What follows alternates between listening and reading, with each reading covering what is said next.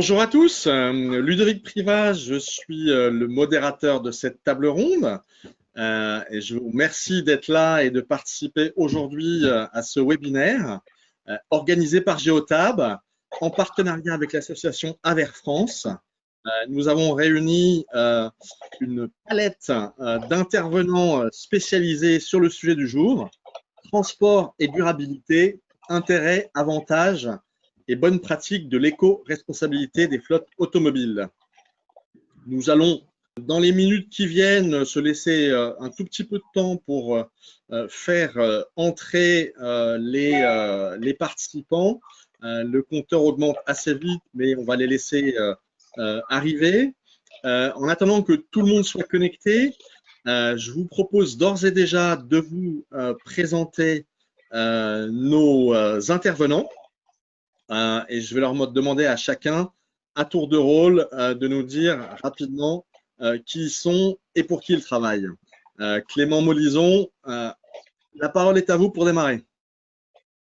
Merci, bonjour à tous, bonjour à toutes. Donc, Clément Molison, je suis en charge des relations institutionnelles pour l'Aver France. On est l'Association nationale pour le développement de la mobilité électrique. On représente aujourd'hui tout l'écosystème avec à peu près 200 adhérents, à la fois des constructeurs automobiles, des fabricants de bornes, des énergéticiens, des fournisseurs de services. Voilà, on a une vision assez globale et on intervient dans tous les secteurs de la mobilité électrique aujourd'hui. Didier Bosque. Oui, bonjour à tous. Donc Didier Bosque, moi je suis directeur innovation et transformation digitale à Sopra Steria. Plus particulièrement aussi engagé dans un cluster de la région Occitanie qui s'appelle Automotech, dédié à la thématique de l'automotive et qui est en train de fusionner avec un cluster sur le ferroviaire pour devenir en fait Totem, qui est un cluster sur les mobilités terrestres intelligentes. François Gatineau. Bonjour à tous, je suis François Gatineau, je suis le président de Mobilise, qui est une société de conseil et de bureau d'ingénierie technique qui accompagne vos projets mobilité électrique pour le secteur public et pour le secteur privé. Et Alexandre Ipka, Geotab. Bonjour, Alexandre Ipka, responsable business manager, responsable business développement de Geotab. Geotab qui est le premier télématicien au niveau mondial et très axé sur le développement et la transition énergétique. Impeccable. Alors, on a quelques petites questions. On a un petit sondage qui va tourner en parallèle de nos débats. Et donc, sans attendre davantage, je vais vous envoyer la première question du sondage, donc qui va apparaître sur vos écrans. Sachez que, bien entendu, l'idée de ce webinaire, c'est d'être un webinaire interactif. Donc, nos participants sont là non seulement pour répondre à mes questions, mais aussi pour répondre aux vôtres. Donc, n'hésitez pas à prendre la parole. La manière dont on le fait, la manière la plus simple, c'est que vous posez une question par écrit dans la chatbox qui se trouve sur le côté, donc questions. On va essayer de prendre les questions au fur et à mesure. Donc, n'hésitez pas à poser vos questions. Et si vous souhaitez poser une question en particulier, un intervenant en particulier, mettez son nom au début ou à la fin de la question. Ça nous aidera à trouver le bon interlocuteur. Vous êtes maintenant déjà assez nombreux, donc nous allons lancer la première question de notre sondage. Une question relativement simple. C'est parti. Donc, pour ceux qui viennent de nous rejoindre, nous allons démarrer sans tarder. Nous avons déjà présenté nos intervenants, mais comme vous le verrez, l'ensemble de notre brochette d'intervenants du jour va apparaître sur l'ensemble des slides. Donc, vous pourrez voir et comprendre de manière très simple qui parle et quelle organisation il représente sur chacune des slides. Donc voilà, la première question du sondage est lancée. On va la laisser tourner encore 1 ou 2 minutes. Le nombre de participants continue de croître. Donc pour commencer, sans tarder, ce webinaire et cette discussion avec mes intervenants. Nous allons démarrer un petit peu par, par essayer de voir où nous en sommes aujourd'hui, quel est l'état du marché sur l'électrification des flottes. Et donc, je voudrais donner en premier la parole à Clément Molison de Aver France. Aver a sorti pas mal d'études et en recense beaucoup d'autres sur leur site. Et donc, ils ont des chiffres assez intéressants dans ce domaine. Donc, Clément, quel est grosso modo l'état du marché aujourd'hui de manière générale sur l'ensemble du marché du véhicule électrique et de manière plus particulière sur les flottes?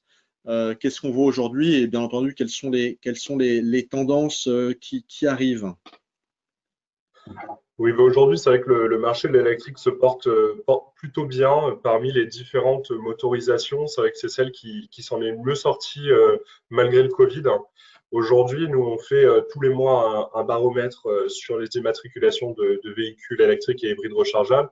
Ce qu'on a constaté, par exemple, sur le mois de septembre, c'est qu'on a une part de marché qui est quasiment de 9%, ce qui est considérable. On regarde, il y a encore un an, on atteignait difficilement les 2%. Et si on regarde la période de janvier jusqu'à maintenant, on est à plus 141% d'immatriculation d'électriques et hybrides rechargeables par rapport à la même période de l'année précédente. C'est vraiment important. C'est des chiffres qui sont inédits. Enfin, c'est vrai qu'on est en train de s'habituer à tous les mois à parler de mois records sur les déploiements.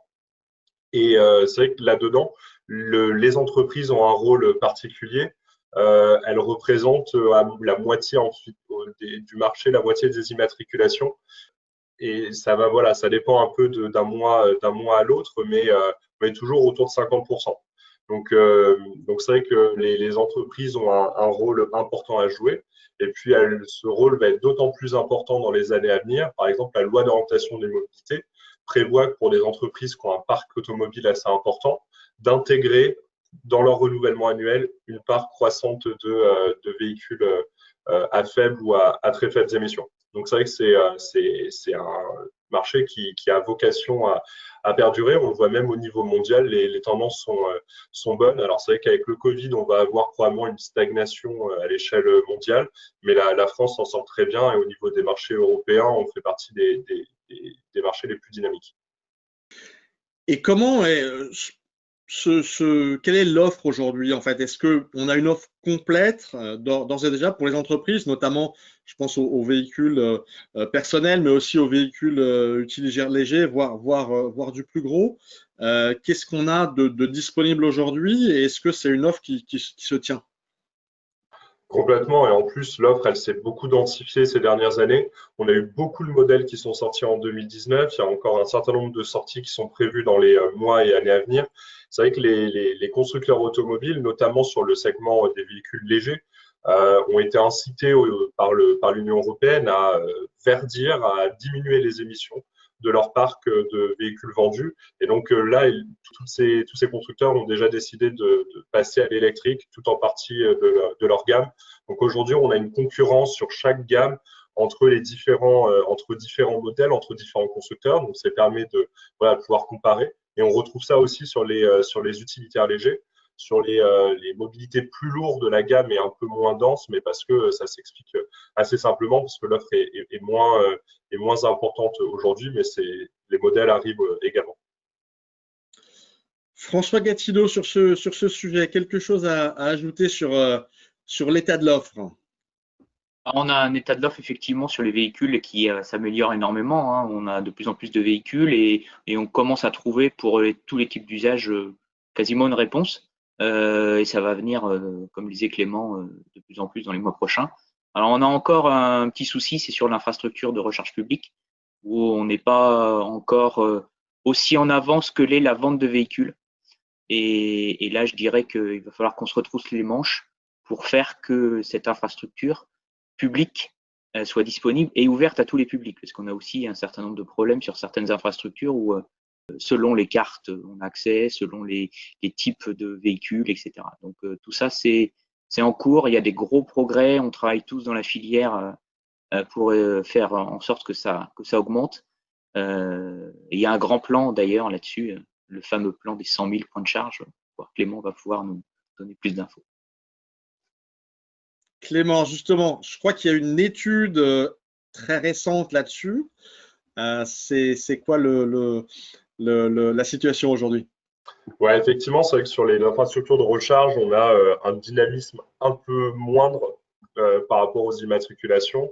Alors, ça suit toujours, hein, on n'a pas encore tout à fait un décrochage entre le développement des points de recharge et les ventes, mais c'est vrai qu'il va falloir vraiment accélérer parce qu'on peut y arriver à ce décrochage-là.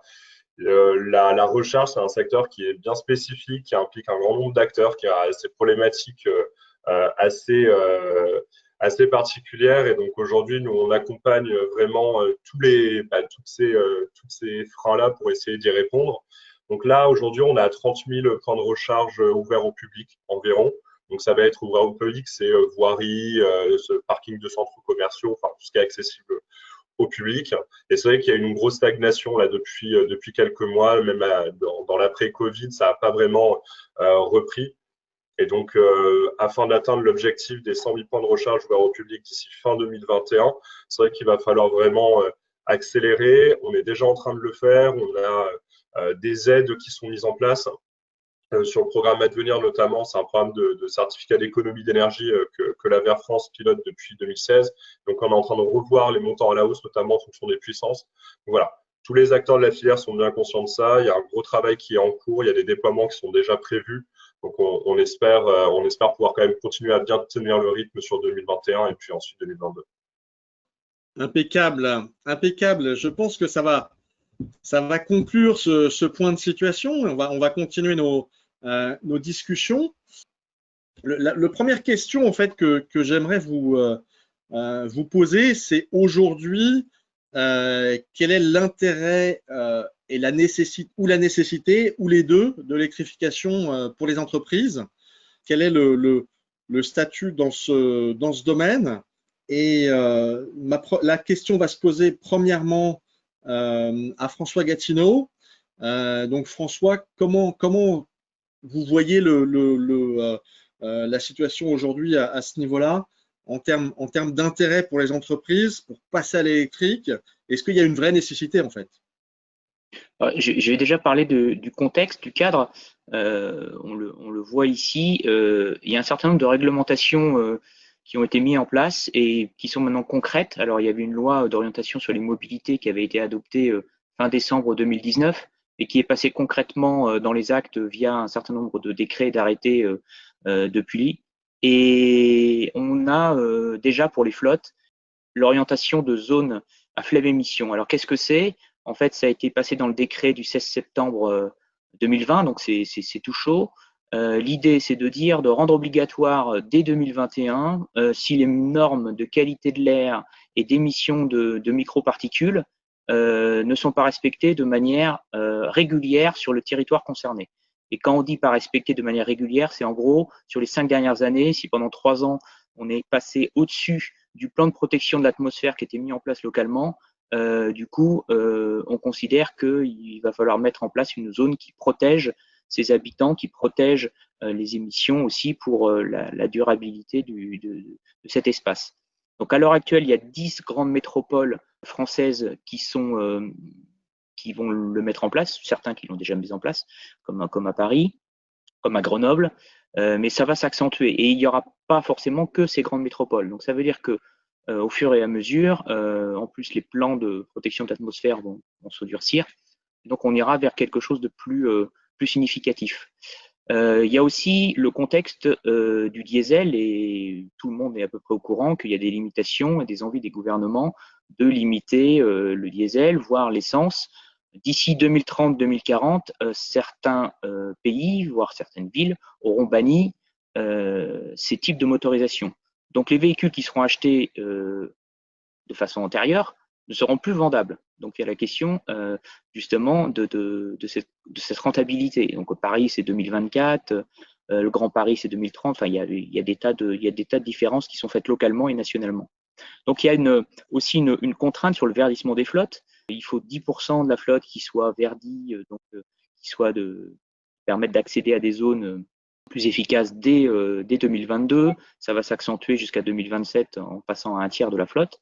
Donc ça, ce sont tout un certain nombre de nécessités auxquelles les flottes d'entreprises doivent faire face. Il y a quand même des intérêts. Il faut quand même pas voir que le verre à moitié vide. Il y a un certain nombre d'intérêts, des optimisations économiques, je vais y revenir après. Il y a des subventions, Clément le signalait précédemment. Il y a aussi une politique sociale et environnementale qui est très importante et qui est attendue par les citoyens et donc les salariés. Il y a des effets d'aubaine sur des déductions fiscales d'amortissement d'achat de véhicules, des abattements sur les avantages en nature, des financements à devenir en étant importants. Il y a aussi à terme, au-delà de l'aspect fiscal et social, des choses qui permettront, des offres qui permettront de récupérer de l'argent et donc d'avoir un rôle de stockage temporaire, stationnaire de réseaux électriques qui pourront restituer cette énergie aux bâtiments concomitants à la recharge ou au réseau électrique si le réseau en a besoin. Donc voilà, on en est là. Ensuite, on a tout ce qui est l'aspect économique. Donc il faut voir qu'à l'heure actuelle, le TCO, puisque quand on gère une flotte, on raisonne souvent sur cet indicateur clé, le TCO des véhicules électriques pour les segments… Le total de possession. C'est ça, le coût total de possession d'un véhicule, c'est-à-dire de son achat jusqu'à son usage, pour les segments de type Tesla Model 3 pour les véhicules électriques, Kia Niro ou Kona électrique, on est déjà sur un coût total de possession. Donc ça, c'est une étude qui a été faite récemment. C'est le chiffre du mois d'octobre, donc c'est très précis. On est sur du véhicule électrique pour cette gamme-là à 840 € par mois de TCO, quand on est en diesel à 895 et en essence à 944. Donc on voit déjà que l'électrique est mieux sur cette gamme. Sur la gamme en dessous, B ou C, de type Zoé, etc., les chiffres se rejoignent, le thermique reste encore devant, mais ça se réduit de manière très forte. Et d'ici quelques mois, mais je dis 3 à 4 mois, on va être sur un véhicule électrique qui va être plus intéressant parce que les prix baissent, les coûts d'usage aussi. Donc il y a un effet qui est très intéressant. Et donc avec ce ROI qui est quand même très lié au TCO. D'accord. Et juste pour revenir sur les questions fiscales, est-ce qu'aujourd'hui, ce n'est pas un maquis fiscal, enfin un peu quelque chose d'assez habituel en France, et est-ce que les entreprises arrivent à s'en sortir et à comprendre et à pouvoir, je dirais, avoir une vision un peu plus long terme là-dessus? Alors c'est toujours le problème en France depuis quelques années, c'est la pérennité de la stratégie fiscale. On voit quand même qu'il y a quelque chose qui s'est figé, notamment sur les bonus, mais aussi sur tout ce qui est lié aux amortissements. Donc, quand même, on est sur des périodes comptables où on ne peut pas faire n'importe quoi. Donc là, il y a quand même une certaine durabilité. Et sur les subventions, sur les projets de subvention, c'est quand même sur l'investissement notamment, l'investissement lié à l'infrastructure, lié au projet que l'on peut faire d'installation. Là, on sait que ça va porter directement ses fruits dès le début. Donc, il y a un certain nombre d'éléments tangibles. Après, sur la politique fiscale long terme d'un pays qui a subi de telles perturbations sismiques ces derniers temps, je ne suis pas du tout là pour vous dire que ce sera durable à plus de 5-10 ans, quoi. Pas de boule de cristal. On s'en doutait un petit peu. Clément, peut-être quelques informations complémentaires là-dessus ou un point de vue? C'est vrai que sur tous ces sujets-là, il y a deux temps. Il y a le temps des aides et des subventions qui va plutôt se faire dès le départ, même s'il peut toujours y avoir quelques mois avant que ça soit versé. Donc à la fois bonus, prime à la conversion, et puis le programme à venir également sur la partie infrastructure. Et puis ensuite, vous avez des aides fiscales, notamment l'exonération de TVS, l'exonération sur la taxe régionale sur les immatriculations. Vous avez des amortissements non déductibles qui sont plus avantageux si vous êtes sur l'électrique, mais donc qui permettront de mieux amortir votre véhicule. Et également, pour les véhicules de plus de 2 tonnes 6, vous avez un suramortissement. Donc, là également un avantage. Là, la dernière information importante, c'est que le gouvernement a décidé de maintenir dans ses montants actuels la prime à la conversion et le bonus écologique jusqu'à fin juin 2021. Donc, ils avaient annoncé il y a de ça quelques semaines que ça allait, quelques mois que ça allait baisser d'ici janvier. Au final, ils ont entendu les messages de la filière automobile, nos messages pour dire voilà, il faut quand même continuer à avoir cet effort. Donc voilà, sur tous ces sujets-là, évidemment, le gouvernement, son but, c'est pas d'aider d'avoir des aides qui vont durer pendant des années. Donc il faut en profiter le plus rapidement possible et déjà prévoir dès maintenant ces déploiements et son passage à l'électrique. Ça, voilà, faut y réfléchir et il faut déjà faire ces calculs le plus en amont possible. Parfait. On commence à avoir des questions, donc on va essayer de prendre la première question qui se réfère plutôt au point de situation qu'on a fait il y a quelques minutes. Et la question est la suivante: comment se fait-il qu'il y a une stagnation dans le déploiement des bornes de recharge? En fait, qu'est-ce qui explique cela aujourd'hui? Alors, à très court terme, ce qui explique ça, c'est déjà la fermeture de 2 réseaux d'autopartage à Lyon et à Bordeaux.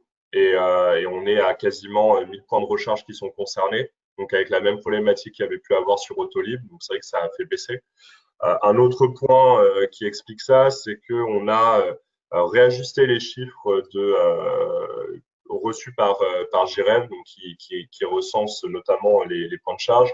Et en fait, certains opérateurs ne déclarent pas exactement comme il faut ces points de charge et en déclarent plus. Ils déclarent les connecteurs, donc les branchements, et pas le point de charge, donc le connecteur plus la place. Et donc, c'est vrai que ça a fait un peu diminuer.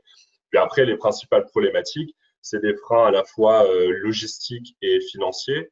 On l'a dit, on a une loi d'orientation des mobilités qui a été promulguée fin 2019. On n'a presque aucun des textes d'application qui ont été publiés depuis. Donc, on est en attente d'un certain nombre de textes avant de faire ces déploiements. Et donc, les acteurs sont vraiment tous en attente de ça. Les problèmes financiers, on a quand même réglé la question. Sur le raccordement, vous pouvez avoir une prise en charge jusqu'à 75% via le TUR. Et pour advenir, on l'a dit, notamment sur les points de recharge ouverts au public, on passe de subventions de 2 000 à 9 000 euros en fonction de la puissance. Donc avant, on était en dessous de 2 000 euros pour cette cible-là. Donc sur le point de vue financier, je pense que la question est en partie réglée. Sur la question logistique, ben voilà, ça va être d'attendre la publication de ces textes. Ils doivent intervenir assez rapidement. Et puis, il y a aussi des contraintes qui sont liées au Covid. Il y a des déploiements qui ont été grandement décalés.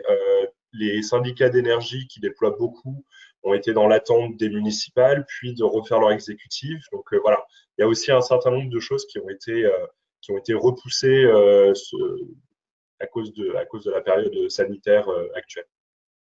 Effectivement, les externalités que Clément vient de citer n'ont pas aidé à faire avancer. Il n'y a pas eu d'appel d'offres notable depuis. Et on s'attend tous à une ruée gigantesque là, vers le côté déploiement opérationnel, parce qu'il y a des travaux à faire en fait. Et on est tout simplement lié à des forces de travail qui doivent pouvoir intervenir sur le terrain. C'est clair. Sans plus tarder, je vais passer à une deuxième question du sondage.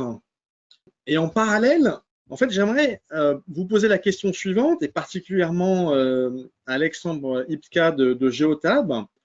Aujourd'hui, en fait, si on regarde la situation, quels freins restent à lever pour avoir une électrification rapide des flottes, et quelles solutions pour y répondre, Alexandre? Alors, nous avons mené l'année dernière une grande étude auprès des gestionnaires de flotte de toute taille, hein, des petites flottes et comme des grandes flottes. Alors, il y a deux aspects. On a d'une partie l'aspect moteur, ce qui peut inciter les entreprises à investir dans l'électrification de la flotte, et certainement ce qui les incite. Quels sont les moteurs pour les sortir de cette zone de confort qui était en France, en tout cas, le tout diesel, donc une énergie pour eux pas chère, un terrain connu et un terrain connu depuis des décennies. Donc on a d'une part le moteur et on a étudié auprès des gestionnaires de flotte les freins, c'est-à-dire tout ce qui peut les retenir dans ces investissements et dans ce passage. Et on peut comprendre un peu ces deux terrains, ces deux problématiques, parce que ce qui va d'une part les inciter, c'est aussi ce qui peut les retenir quand on sait que l'investissement initial, quand on compte pas les aides, dans un véhicule électrique, donc simplement l'acquisition d'un véhicule électrique ou hybride, encore aujourd'hui, au premier abord, peut se révéler plus onéreux que l'investissement dans un véhicule traditionnel thermique. Donc, des moteurs, des freins, une grande étude, et on a été assez surpris et de manière positive par les réponses apportées par les gestionnaires de flotte, puisque plus de 50% des gestionnaires de flotte, donc des gens qui à la fois vont faire l'acquisition de véhicules, mais aussi vont les opérer, prévoient d'électrifier sur 5 ans plus de 50% des véhicules électriques. Donc on a plusieurs critères qui vont expliquer ça dans des flottes qui sont encore à majorité diesel. 85% des flottes étudiées sont aujourd'hui équipés de véhicules diesel. Donc, les moteurs sont principalement des moteurs un peu opportunistes. Donc, le fait de pouvoir bénéficier d'aides européennes, étatiques et aussi locales de manière assez conséquente et immédiate. Donc, tout le panel d'aides qui ont été mises en place va vraiment dans la bonne direction et notre recommandation est pour un certain temps de pouvoir continuer à pérenniser ces aides pour pouvoir suivre de manière fluide cette transition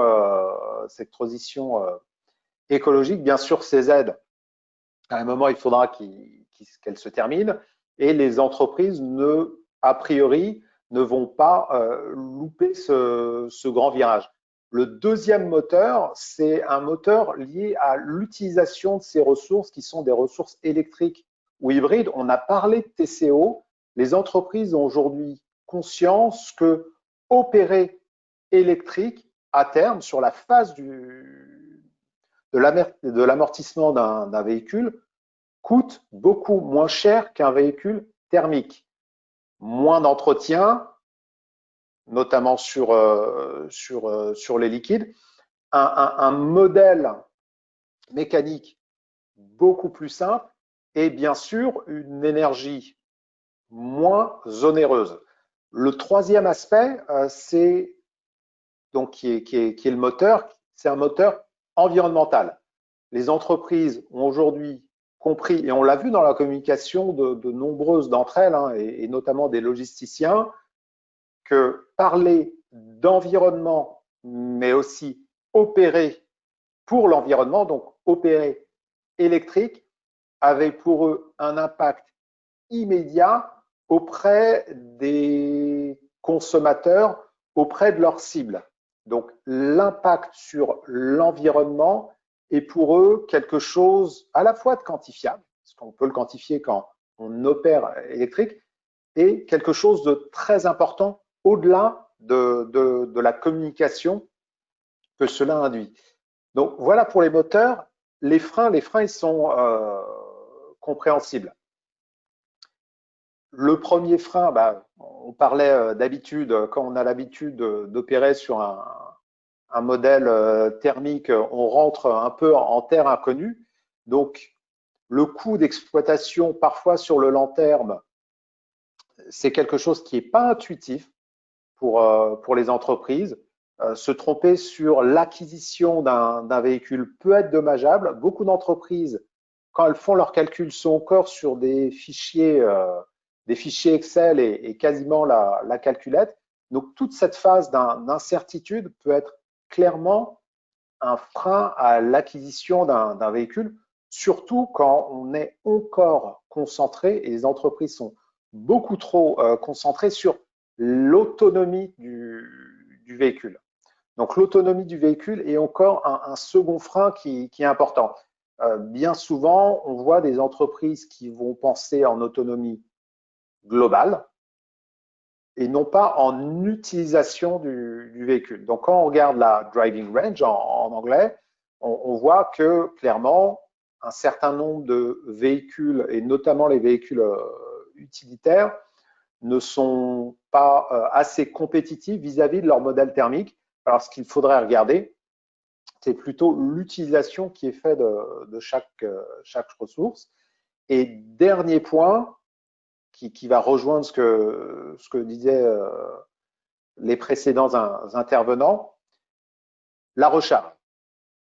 Aujourd'hui, et toujours dans l'imaginaire des utilisateurs et des entreprises qui vont faire des acquisitions, à la fois, même quand on est en recharge rapide, la recharge peut paraître lente. Donc, c'est un point, un frein, je pense, psychologique à lever. Et les points de recharge. Les points de recharge, et pareil, dans l'imaginaire collectif, les points de recharge dans un tissu périurbain ne sont pas perçus comme assez nombreux. Donc, à la fois sur la transition, quel véhicule électrique pour se substituer au véhicule thermique, l'utilisation, donc l'optimisation, le fameux TCO, et sur l'autonomie et la recharge, il y a encore des messages à passer et des outils à utiliser pour les entreprises afin d'être assuré dans ce modèle de transition. Et aujourd'hui, on est sur la très bonne voie puisque pour la première fois en septembre de l'année dernière, au niveau européen, et c'est une excellente nouvelle pour tout le monde, le nombre de véhicules électriques a dépassé, alors d'une courte tête, mais il l'a dépassé quand même, le nombre de véhicules diesel, toutes catégories confondues. Donc, si je résume, en fait, aujourd'hui, une grande partie des freins sont des freins plutôt d'ordre psychologique. François, vous voulez rajouter quelque chose là-dessus?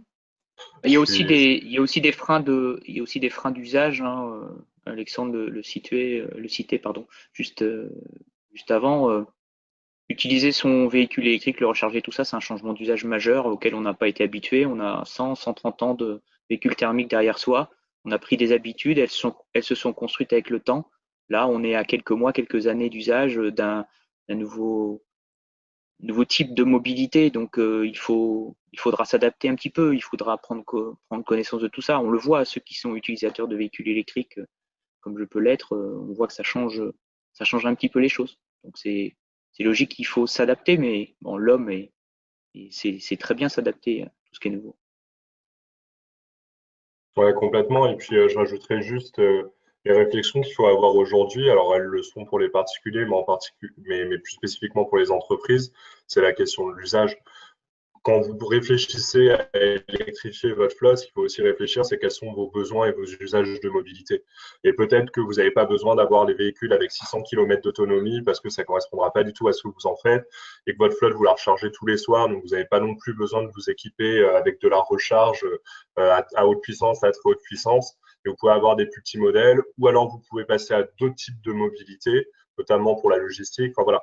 C'est aussi le temps de l'électrification, c'est aussi un temps de réflexion plus global sur la mobilité.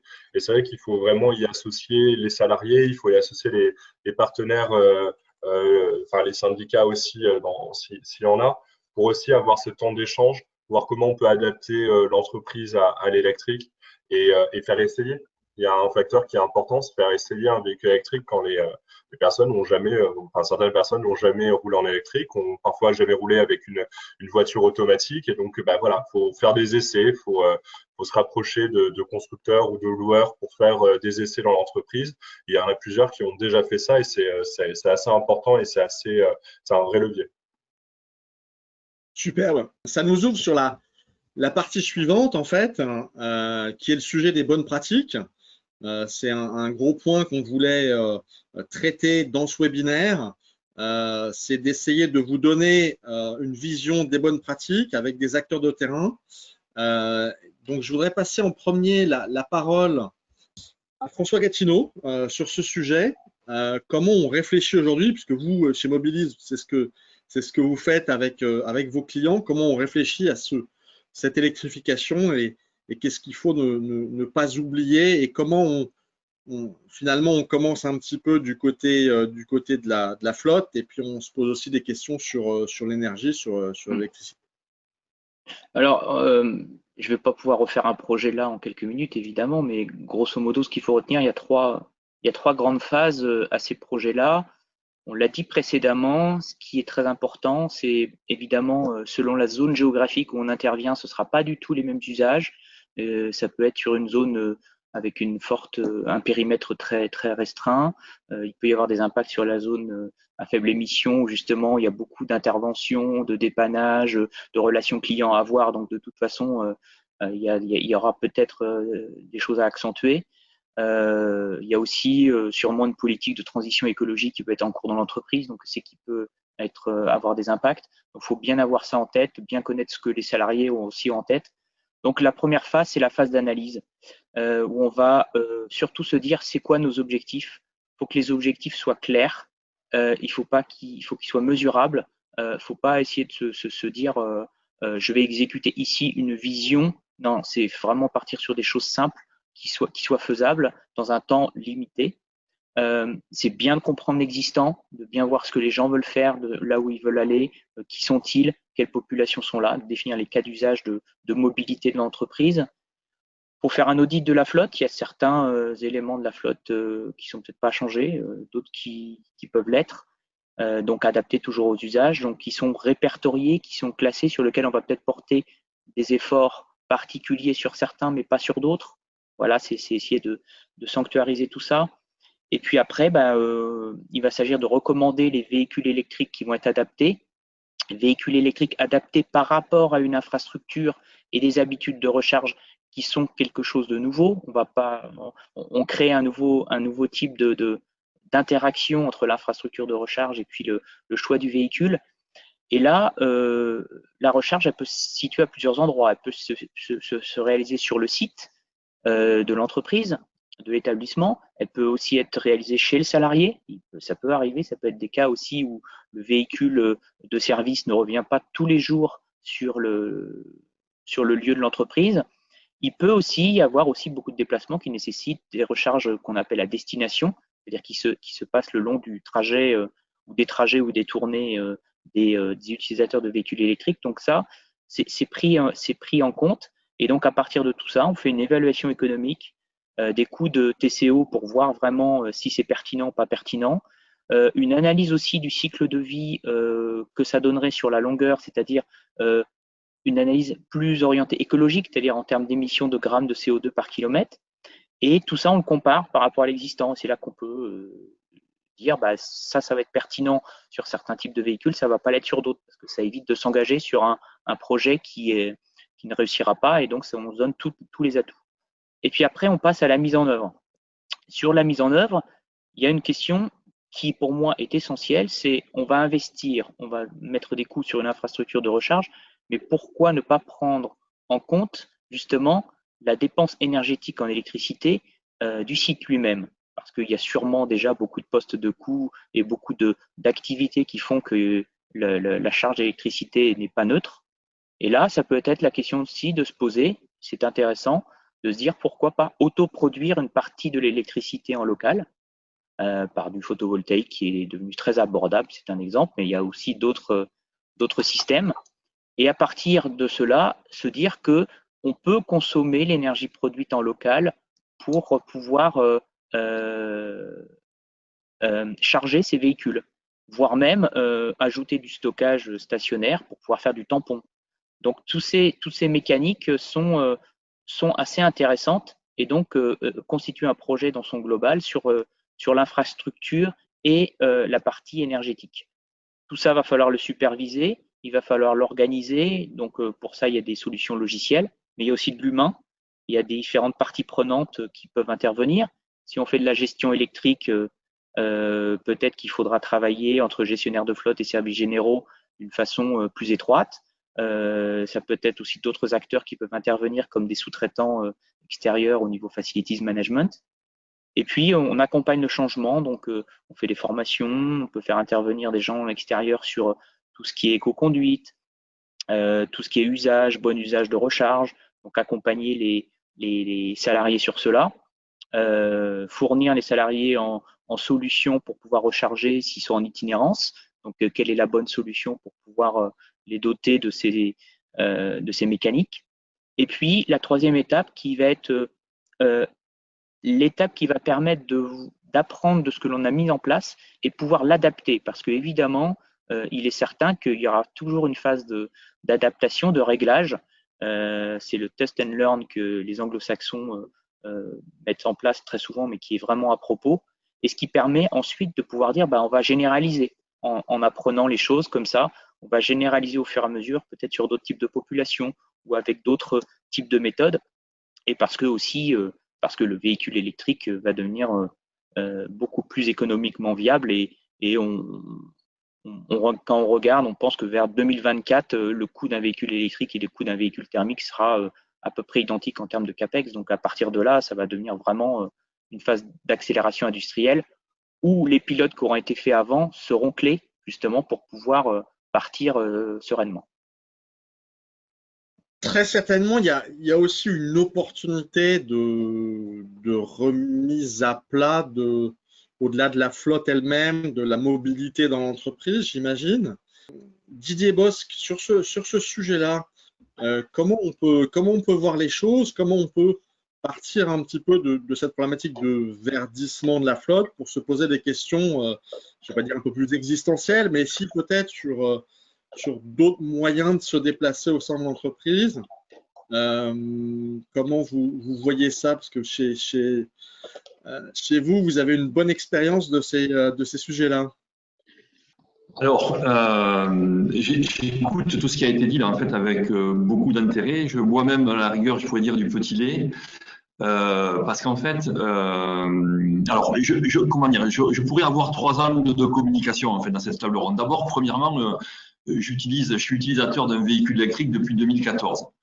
Voilà, donc je connais bien je dirais d'un point de vue citoyen en fait les bénéfices, les difficultés qu'on peut avoir. Et en fait, au final, tout ça pour moi c'est très positif puisqu'en fait l'année dernière j'ai changé mon véhicule et j'ai repris un véhicule électrique. Donc je suis, on peut dire, accro à cette pratique-là. J'aurais pu aussi prendre l'angle de communication sur l'employeur qui est Sopra Steria. Et on vient d'annoncer récemment, là, juste avant les vacances, l'objectif d'atteindre le zéro net émission en 2028. Donc voilà, il y a challenge, il y a sujet, on expérimente des partages en fait de véhicules électriques sur les temps de travail, les trajets pendant le temps de travail. Mais je vais prendre en fait l'angle de communication aujourd'hui qui est plus lié entre positionnement du digital au service de ce qu'on appelle la notion de gouvernance collaborative des mobilités. Bon, en fait, qui est quelque part vient s'appuyer sur un socle dont vous pouvez retrouver les fondements sur le site du ministère de la Transition écologique, qui correspond à ce qu'on appelle le management des mobilités. Alors, le management des mobilités, en fait, quelque part, c'est quelque chose qui permet de venir mettre en musique tout ce que vous venez de dire. C'est-à-dire qu'on voit bien que pour transformer les pratiques de mobilité, c'est complexe. On va avoir des acteurs qui gèrent des ensembles, comme des entreprises, des métropoles, des autorités de la mobilité. On va avoir après des éléments en fait qui viennent du monde réglementaire, avec une loi d'orientation sur les mobilités, par exemple, une loi sur la transition énergétique. On va trouver aussi après des sujets qui touchent l'individu, puisqu'en fait c'est là qu'est la clé et le levier. C'est-à-dire que si jamais chacun d'entre nous on prend la bonne décision sur nos mobilités, on va avoir des effets de levier et des effets d'efficacité qui sont énormes. Et pour pouvoir mettre tout ça en musique, la loi d'orientation des mobilités est un élément aussi qui pousse la logique de plan de mobilité.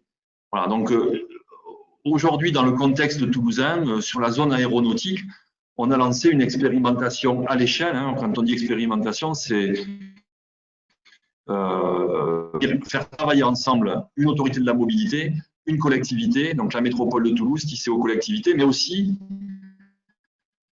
4 grandes. Si jamais on veut jouer sur les leviers sur le domicile travail, c'est important d'impliquer les entreprises avec leurs services ressources humaines, facilitation, etc., etc. Et on a constaté sur ce programme Commute qui a été sélectionné et financé par la Commission européenne à travers le dispositif Urban Innovative Action que, effectivement, quand on se met en configuration de management collaboratif des mobilités avec les institutionnels, les entreprises, on arrive à avoir des impacts massifs. Donc, Ludovic vous disait en fait d'utiliser quelques chiffres. En fait, sur l'action covoiturage, chaque entreprise, par exemple, avait essayé de lancer le covoiturage à son échelle et avait eu des résultats très limités. Là, en fait, le fait de le faire avec 4 et puis maintenant 5e entreprise, puisque son passage rejoint l'initiative, on a des impacts massifs. On a lancé l'initiative en septembre 2018. Au bout de 2 à 3 mois de pratique, on avait des pics à 2000, 3000 covoiturages. Au bout d'un an, 70 000 covoiturages. Et là, on vient de passer les 133 000 covoiturages. Donc, on voit que quand on s'associe, on se met en coopération, en management collaboratif, on peut avoir des impacts massifs. Deuxième élément qui est intéressant aussi, qui fait écho à ce qui vient d'être dit, c'est au début du projet, on n'avait pas mis le vélo comme étant une action de focalisation. Alors, je vais être caricatural, mais certains pensaient que le vélo était un sujet de niche, soit pour les sportifs, soit pour les acteurs environnementaux convaincus. Et en fait, on s'est rendu compte dans le cadre du projet qu'il y avait une perception de terrain qui montait en fait sur une montée en puissance du vélo. Et le digital a permis, par le partage de la donnée entre ces différents acteurs, de pouvoir révéler de façon factuelle à l'ensemble des acteurs que les gens en fait habitaient assez près de leur lieu de travail, globalement en termes de masse, et qu'ils étaient éligibles, selon les critères de l'autorité de la mobilité, à la pratique du vélo ou à la pratique du vélo électrique. D'accord ? Et donc là, en fait, en visualisant ça, institutionnels, autorités de la mobilité et grandes entreprises ayant cette visibilité-là, en fait, ils ont décidé très rapidement d'enclencher des actions sur le vélo. Et on retrouve des actions du type, comme François parlait des comobilités, on a lancé des actions donc, sous l'impulsion de l'autorité de la mobilité, des actions en fait de sensibilisation au vélo, d'ateliers de réparation, de vélo-école, de location de vélos électriques. Voilà. Et tout ça, c'est parti et c'est en cours d'usage et on va mesurer les impacts de tout ça. Voilà. Donc, Ludovic, en fait, je voulais juste vous amener en fait dans la réflexion qui est très orientée offre, infrastructure, véhicules électriques, le côté un peu demande en mobilité, comment en fait on peut essayer de maximiser l'impact de tout l'effort qui est consacré en fait sur l'offre et l'infrastructure au niveau du véhicule électrique, comment en fait venir la positionner dans quelque chose qui vise à manager la demande en mobilité, accélérer le changement des pratiques de manière à atteindre des objectifs de développement durable qui soient économiques, sociaux et environnementaux. Impeccable. Un grand merci pour cet éclairage et puis pour cette ouverture, Didier. On a toujours des questions qui arrivent. On va y revenir, mais si vous en avez d'autres, n'hésitez pas à utiliser la box sur le côté pour poser vos questions. De mon côté, moi, je vais relancer la dernière question de notre sondage. La voici. Et comme nous sommes maintenant à peu près à 10 minutes de la fin de ce webinaire, n'hésitez pas si vous avez encore quelques questions. L'idée de ces dernières minutes, c'est un petit peu d'ouvrir sur le futur, en fait, et donc de parler du futur des flottes éco-responsables avec des sujets autour des réseaux et potentiellement dans le futur de la restitution d'énergie entre le véhicule et le réseau. Mais avant de parler de ça, on a une question qui nous arrivait tout à l'heure et que je voulais prendre maintenant, qui est la suivante. Où en est-on du retraitement des batteries usagées dont le volume va considérablement augmenter dans les années à venir? Donc, je ne sais pas lequel d'entre vous veut prendre cette question. Moi, j'ai une petite réponse qui sera sûrement complétée par mes camarades. Il y a la plupart des fabricants de batteries ont déjà intégré dans leur processus de fabrication la capacité de les recycler. Donc, Glencore, qui est un gros fabricant, a notamment déjà pris en charge le recyclage complet pour refabrication d'une batterie. Donc eux, ils disent atteindre entre 90 et 95% de recyclage des batteries. Donc ça va s'améliorer dans le temps.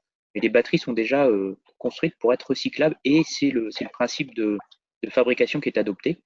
À savoir que d'ici 2024, on aura sur notre territoire européen 15% des fabricants de batteries du monde, en fabrication mondiale, qui seront implantés. On a corrigé le tir parce qu'on avait un peu loupé le coche là-dessus. Et ça permettra du coup d'avoir ce cycle vertueux de production locale et refabrication, recyclage, refabrication locale. Oui, sur le long terme, en fait, on peut voir que l'impact environnemental d'un véhicule électrique, et donc on parle à l'utilisation et au recyclage, c'est bien moins important qu'un véhicule thermique pour deux raisons. Première raison, on va l'utiliser beaucoup plus longtemps. Et on a vu sur les outils qu'on a développés, qui sont les outils pour mesurer l'état de dégradation des batteries, que la dégradation des batteries sur sa durée de vie à l'utilisation est beaucoup moins importante que ce qu'on avait imaginé et ce que même les constructeurs et les fabricants de batteries avaient imaginé. Donc, on a des utilisations de véhicules électriques qui sont sur le long terme, sont beaucoup plus importants et le marché de l'occasion est un très bel indicateur pour ça. On voit qu'un véhicule électrique à l'occasion se vend extrêmement cher. Donc, ça nous donne des indicateurs, un indicateur global. Et effectivement, la filière de recyclage des batteries est aujourd'hui en place. Les constructeurs, mais aussi les opérateurs prennent ce point très au sérieux, tout simplement parce que la matière première qui se trouve à l'intérieur de ces batteries est extrêmement chère et donc est une ressource pour eux très précieuse. On a perdu Ludovic. Oui, j'ai l'impression qu'on a un écran figé. On a un petit bug technique, donc je vais peut-être reprendre la parole pour rebondir ce qu'avait dit François tout à l'heure sur l'audit et peut-être parler des outils qui sont sur le marché et notamment sur un outil que Geotab a développé. Donc effectivement, pour passer d'un modèle thermique à un modèle électrique et lever un peu tous ces freins, il est important de pouvoir faire un audit de sa flotte. Jusqu'à présent, on a pu voir que les entreprises, et Clément, tu pourras peut-être compléter, faisaient cet audit un peu à la main, donc en se focalisant sur l'autonomie des véhicules et puis après en utilisant un bon vieux fichier Excel pour voir véhicule par véhicule qu'est-ce qui pouvait changer, qu'est-ce qui pouvait rester. Et de nombreux télématiciens, dont Geotab, ont développé en fait des outils d'audit qui permettent, donc on l'a appelé ACE, outil de conversion à l'électrique, qui permettent tout simplement d'avoir une version de l'historique en fait de la flotte et des véhicules et de pouvoir faire des recommandations véhicule par véhicule pour savoir voilà, quels sont les véhicules hybrides ou électriques qui peuvent se substituer à des véhicules thermiques. Je pense que c'est une idée de bonne pratique qui peut être mise en œuvre pour rassurer les entreprises, au-delà de faire du test, mais sur des cas concrets, voir à terme, sur la durée de vie d'un véhicule, combien ça peut me coûter, donc l'aspect TCO, mais aussi combien ça peut me rapporter. Donc, Geotab a développé cet outil, il est disponible. Je sais que d'autres télématiciens ont mis des outils comparables sur le marché et peut-être qu'on a récupéré Ludovic. J'essaie de faire une… Toujours pas? Bon, j'entends dans mon oreillette qu'on l'a toujours pas retrouvé. Donc je crois que Bonjour à tous, je vais prendre le relais de Ludovic qui a apparemment un problème de connexion. Bonjour, je suis Agathe Demner, je suis marketing manager de Geotab pour la France. Je vais continuer à vous lire les questions qui sont arrivées. Donc, on a une question de Thibaut. Quel avenir pour le rétrofit? Je ne sais pas qui peut répondre à cette question. Clément, peut-être? Ouais, alors le rétrofit, c'est un secteur qui est en train de se développer. Donc, l'idée, c'est de prendre un véhicule thermique, d'enlever ce qu'il y a à l'intérieur, de mettre une batterie à la place. On attendait depuis longtemps un arrêté pour cadrer, enfin un texte réglementaire pour cadrer et encadrer ça. Il a été publié en début d'année. Donc, c'est vrai que maintenant, la filière peut se lancer au-delà des simples expérimentations. Et en plus, il y a une prime au rétrofit qui a été créée sur le modèle de la prime à la conversion. Donc, la prime à la conversion, vous mettez un véhicule thermique au rebut et vous achetez un véhicule électrique. Bah là, votre véhicule thermique, vous le rétrofitez. Donc, ça a vocation à se développer. Et là-dessus, il y a différents acteurs qui sont déjà positionnés sur le marché. Et c'est un marché énorme, notamment sur les véhicules à faible autonomie, quoi, pour les véhicules qui ont besoin d'une autonomie de 50 à 100 km. Clément, tu as une idée du montant de la prime? Oui, alors c'est le même montant que la prime à la conversion.